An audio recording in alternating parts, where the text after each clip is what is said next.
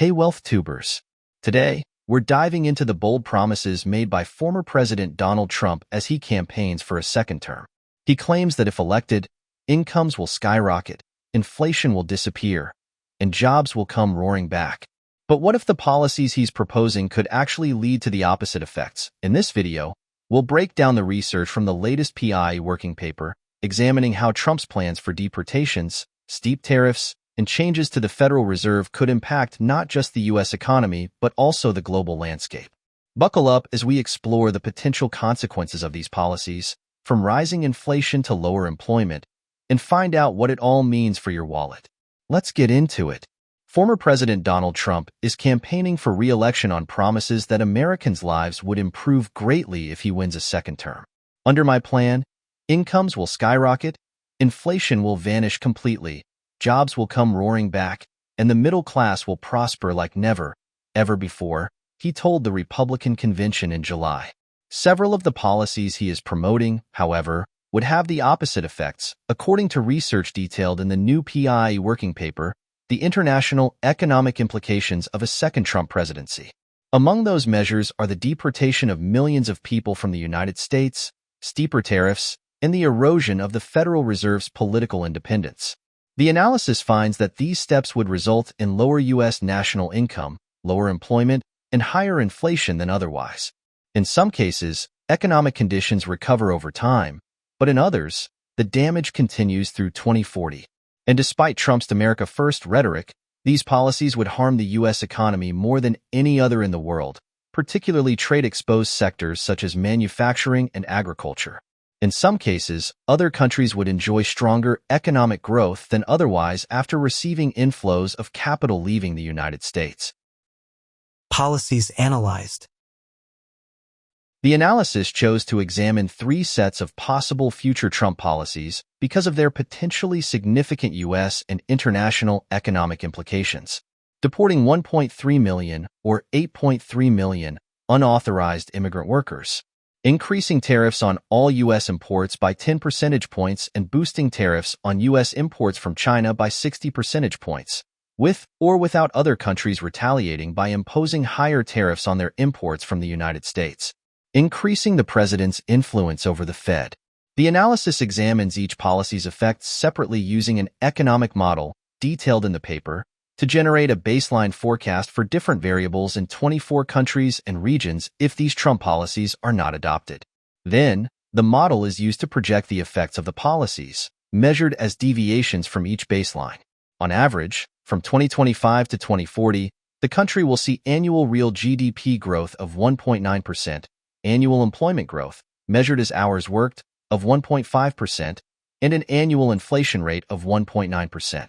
This analysis assumes that the 2017 tax cuts enacted in Trump's first term are extended, or that some equivalent Democratic tax package is enacted.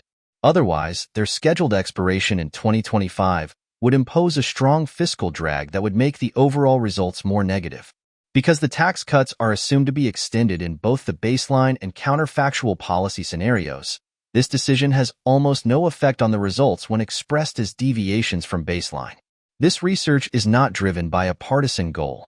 The focus is on the policies, not the candidate. The objective is to educate policymakers and the public about the effects these measures would have on the U.S. and other economies. Combined policy effects. 2 combination scenarios were also examined to show what would happen if Trump implemented some of these policies together. In the low combination scenario, both the 10 and 60 percentage point increases in tariffs are imposed, foreign countries do not retaliate, 1.3 million workers are deported, and the Fed's independence is eroded. In the high combination scenario, the same tariff increases are enacted, other countries retaliate, 8.3 million workers are deported, and the Fed's independence is eroded. Both of these scenarios cause a large inflationary impulse and significant declines in U.S. employment, particularly in durable manufacturing and agriculture. They differ mainly by the magnitude of damage inflicted on households, firms, and the overall economy. Using them to create a range of outcomes if Trump's policies are enacted, U.S. real GDP will be between 2.8 and 9.7% lower than baseline by the end of Trump's 4-year term in 2028. GDP recovers a bit thereafter but remains lower through 2040. Employment, measured as hours worked, increases at first but then falls and remains lower through 2040. Employment rises between 1.5 and 1.8% above baseline in 2025, but it is between 2.7 and 9% below baseline by 2028. It stays between 0.4 and 3.4% lower by 2040. The U.S. inflation rate climbs to between 4.1 and 7.4 percentage points higher than otherwise by 2026. That means, on top of baseline inflation of 1.9%, inflation peaks then at between 6 and 9.3%. By 2028, U.S. consumer prices generally are between 20 and 28% higher. The inflation rate settles at 2 percentage points above baseline, or almost 4%, from 2034 through 2040. Impact of mass deportations.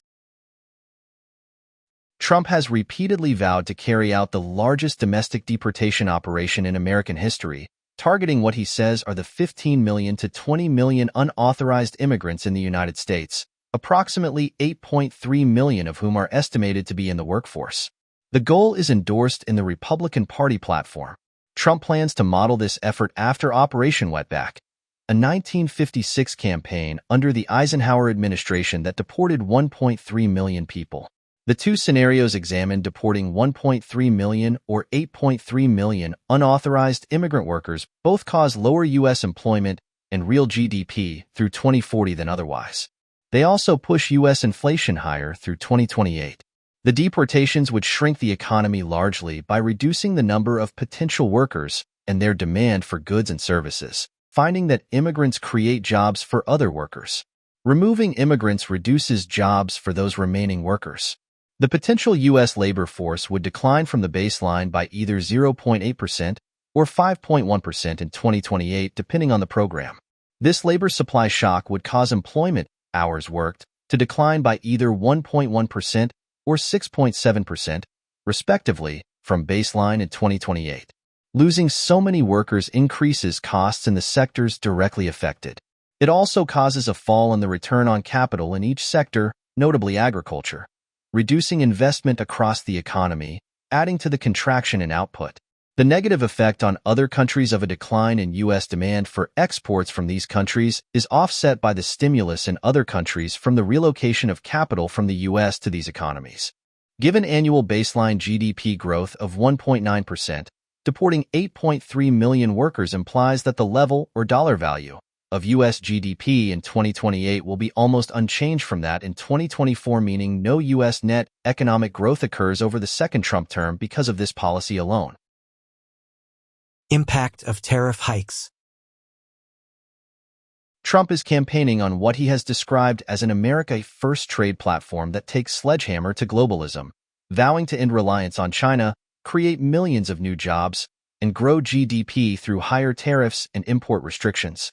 Both of Trump's tariff plans we examined, imposing 10 percentage point additional tariffs on U.S. imports from all sources and 60 percentage point additional tariffs on imports from China, reduce U.S. real GDP and employment by 2028.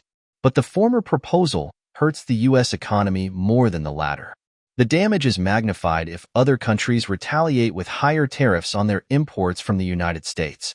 Assuming other governments respond in kind, Trump's 10 percentage point increase results in U.S. real GDP that is 0.9% lower than otherwise by 2026, and U.S. inflation rises 1.3 percentage points above baseline in 2025.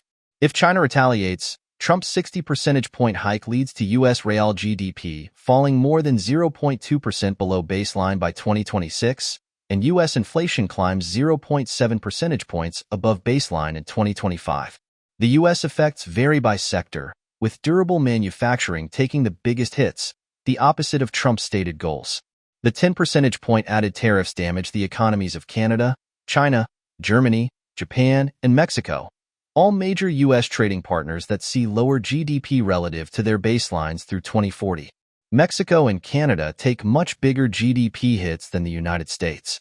The 60 percentage point tariffs on imports from China lower its GDP relative to its baseline, much more than that of other U.S. trading partners. Mexico, however, sees higher GDP than otherwise as some production shifts there from China. Impact of eroding Fed independence. While the Fed's independence is not an international economic policy per se, its erosion could result in significant cross-border macroeconomic spillovers. The concern is that the president would press the U.S. central bank to set interest rates lower than otherwise to spur stronger economic growth despite the likelihood of driving inflation higher. Trump hasn't specified how he might try to gain influence over the Fed's monetary policy, but it is assumed he does and successfully presses it to rev up U.S. economic growth. The results include lower U.S. real GDP and significantly higher inflation than baseline through 2040. From 2026 on, capital flows out of the United States and into other countries, causing GDP to grow faster than baseline in China, Canada, Germany, Japan, and Mexico. U.S. employment surges initially, falls sharply through 2028, and then recovers to slightly above baseline through 2040. The erosion of Fed independence is implemented by assuming it causes two shocks to the financial system. In the first, central bank officials seek to spur the U.S. GDP growth rate to 2 percentage points above potential, the fastest pace it can sustain without fueling higher inflation. This drives the inflation rate to spike initially before settling at roughly 2 percentage points above baseline. This is calibrated by drawing on research that found that central bank independence lowers inflation rates in developing economies by between 1 and 6 percentage points. The 2 percentage point increase is a conservative estimate. In the second shock, the Fed's new tolerance for hotter inflation raises the risk of investing in the U.S. economy, causing the risk premium on holding U.S. assets relative to those of other countries to rise by 2 percentage points. The size of the change in the risk premium is arbitrary, but it provides a plausible benchmark to assess the implications of a significant institutional change in the U.S. economy. Once global investors comprehend the Fed's loss of independence, risk rise, likely prompting capital outflows from the U.S. economy. This eventually translates into a fall in physical investment, reducing potential GDP over time. The capital leaving the United States flows into other economies, lowering long-term real interest rates in these countries and increasing investment. Production shifts from the United States to the rest of the world, given the additional cost of investing in the United States. As a result, from 2026, GDP rises above the baselines in China, Canada, Germany, Japan, and Mexico. The U.S. trade deficit shrinks by over 5% of GDP in 2025 because the dollar depreciates and U.S. imports fall in the slowing economy. Fed officials' more stimulative monetary policies initially boost U.S. real GDP higher than otherwise in 2025, but can't keep it from falling below baseline thereafter. The U.S. inflation rate rises to 2.8 percentage points above baseline in 2025 and 3.2 percentage points above in 2026. If baseline inflation is 1.9%, the rate peaks in 2026 at 4.1%. The rate then declines over time to settle at 2 percentage points above baseline through 2040. Conclusion. Donald Trump portrays the United States as the victim of perfidious foreigners. He proposes to right the scales through policies of mass deportations, trade protection, and influence over the federal. These policies over time would leave the U.S. economy generally worse off than if he did not enact them. They would particularly hurt manufacturing and agriculture. Trump often promises to make the foreigners pay, but under these measures American households and firms would suffer the most. Thanks for tuning in, WealthTubers. If you found this helpful, like and subscribe. Share your thoughts in the comments. How might these policies affect you? Until next time, stay curious,